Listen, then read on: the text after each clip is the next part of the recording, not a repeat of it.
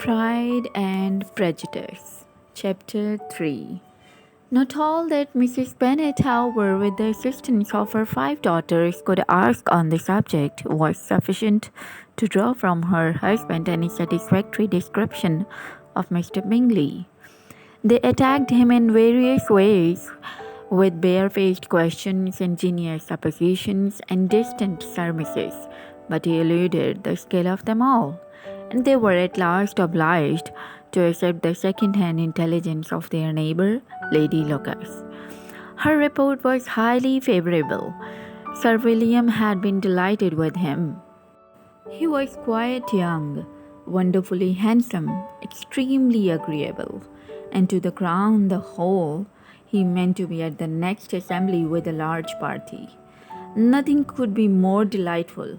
To be fond of dancing was a certain step towards falling in love, and very lively hopes of Mr. Bingley's heart were entertained.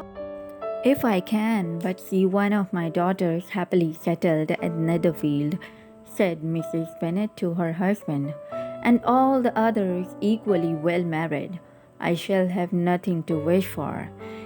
In a few days Mr. Bingley returned Mr. Bennet's visit, and sat about 10 minutes with him in his library. He had entertained hopes of being admitted to a sight of the young ladies, of whose beauty he had heard much. But he saw only the father. The ladies were somewhat more fortunate, for they had the advantage of ascertaining, from an upper window, that he wore a blue coat and rode a black horse. An invitation to dinner was soon afterwards dispatched, and already had Mrs. Bennet planned the courses that were to do credit to her housekeeping, when an answer arrived which differed it all. Mr. Bingley was obliged to be in town the following day, and consequently unable to accept the honour of their invitation, etc. Mrs. Bennet was quite disconcerted. She could not imagine what business he could have in town so soon after his arrival in Hertfordshire, and she began to fear that he might always be flying about from one place to another, and never settled at Netherfield, as he ought to be. Lady Lucas quieted her fears a little by starting the idea of his being gone to London only to get a large party for the ball, and a report soon followed that Mr. Bingley was to bring 12 ladies and 7 gentlemen with him to the assembly. The girls grieved over such a number of ladies, but were comforted the day before the ball by hearing that instead of 12 he had brought only 6 with him from London, his 5 sisters and a cousin. And when the party entered the assembly room, it consisted of only 5 altogether: Mr. Bingley, his 2 sisters, the husband of the eldest, and another young man. Mr. Bingley was good-looking and gentlemanlike. He had a pleasant countenance and easy, unaffected manners. His sisters were fine women with an air of decided fashion. His brother-in-law, Mr. Hurst, merely looked the gentleman, but his friend Mr. Darcy soon drew the attention of the room by his fine, tall person, handsome features, noble mien, and the report, which was in general circulation within 5 minutes after his entrance, of his having 10,000 a year. The gentlemen pronounced him to be a fine figure of a man. The ladies declared that he was much handsomer than Mr. Bingley, and he was looked at with great admiration for about half the evening, till his manners gave a disgust, which turned the tide of his popularity, for he was discovered to be proud, to be above his company, and above being pleased, and not all his large estate in Derbyshire could save him from having a most forbidding, disagreeable countenance, and being unworthy to be compared with his friend. Mr. Bingley had soon made himself acquainted with all the principal people in the room. He was lively and unreserved, danced every dance, was angry that the ball closed so early, and talked of giving one himself at Netherfield. Such amiable qualities must speak for themselves. What a contrast between him and his friend Mr. Darcy, danced only once with Mrs. Hurst and once with Mrs. Bingley, declined being introduced to any other lady, and spent the rest of the evening in walking about the room, speaking occasionally to one of his own party. His character was decided. He was the proudest, most disagreeable man in the world, and everybody hoped that he would never come there again. Amongst the most violent against him was Mrs. Bennet, whose dislike of his general behavior was sharpened into particular resentment by his having slighted one of her daughters. Elizabeth Bennet had been obliged by the scarcity of gentlemen to sit down for two dances, and during part of the time Mr. Darcy had been standing near enough for her to overhear a conversation between him and Mr. Bingley, who came from the dance for a few minutes to press his friend to join it. "Come, Darcy," said he, "I must have you dance. I hate to see you standing about by yourself in this stupid manner. You had much better dance." "I certainly shall not. You know how I detest it, unless I am particularly acquainted with my partner. At such an assembly as this, it would be insupportable.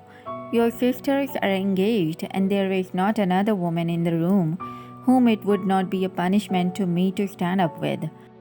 "I would not be so fastidious as you are," cried Bingley, "for a kingdom. Upon my honour, I never met with so many pleasant girls in my life as I have this evening, and there are several of them, you see, uncommonly pretty. You are dancing with the only handsome girl in the room," said Mr. Darcy, looking at the eldest, Miss Bennet. "Oh, she is the most beautiful creature I ever beheld. But there is one of her sisters sitting down just behind you, who is very pretty and I dare say very agreeable. Do let me ask my partner to introduce you." "Which do you mean?" And turning around, he looked for a moment at Elizabeth, till catching her eye, he withdrew his own and coldly said, "She is tolerable, but not handsome enough to tempt me, and I am in no humour at present to give consequence to young ladies who are slighted by other men. You had better return to your partner and enjoy her smiles, for you are wasting your time with me." Mr. Bingley followed his advice.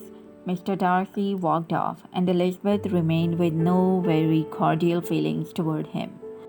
She told the story, however, with great spirit among her friends, for she had a lively, playful disposition, which delighted in anything ridiculous. The evening altogether passed off pleasantly to the whole family. Mrs. Bennet had seen her eldest daughter much admired by the Netherfield party. Mr. Bingley had danced with her twice, and she had been distinguished by his sisters. Jane was as much gratified by this as her mother could be, though in a quieter way. Elizabeth felt Jane's pleasure. Mary had heard herself mentioned to Miss Bingley as the most accomplished girl in the neighbourhood, and Catherine and Lydia had been fortunate enough to be never without partners, which was all that they had yet learned to care for at a ball. They returned, therefore, in good spirits to Longbourn, the village where they lived, and of which they were the principal inhabitants. They found Mr. Bennet still up with a book. He was regardless of time, and on the present occasion he had a good deal of curiosity as to the event of an evening which had raised such splendid expectations.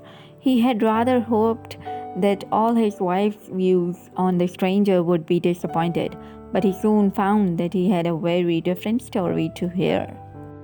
"Oh, my dear Mr. Bennet," as she entered the room, "we have had a most delightful evening, a most excellent ball. I wish you had been there. Jane was so admired. Nothing could be like it. Everybody said how well she looked, and Mr. Bingley thought her quite beautiful, and danced with her twice. Only think of that. my dear. He actually danced with her twice, and she was the only creature in the room that he asked a second time. First of all, he asked Mrs. Lucas. I was so vexed to see him stand up with her. But however, he did not admire her at all. Indeed, nobody can, you know. And he seemed quite struck with Jane as she was going down the dance. So he inquired who she was, and got introduced, and asked her for the next two. Then the 2/3 he danced with Miss King, and the 2/4 with Maria Lucas, and the 2/5 with Jane again, and the 2/6 with Lizzie and the Belanger. If he had had any compassion for me, cried her husband impatiently, he would not have danced half so much. For God's sake, say no more of his partners. Oh, that he had sprained his ankle in the first dance. Oh, my dear, continued Mrs. Bennet, I am quite delighted with him. He is so excessively handsome, and his sisters are charming women.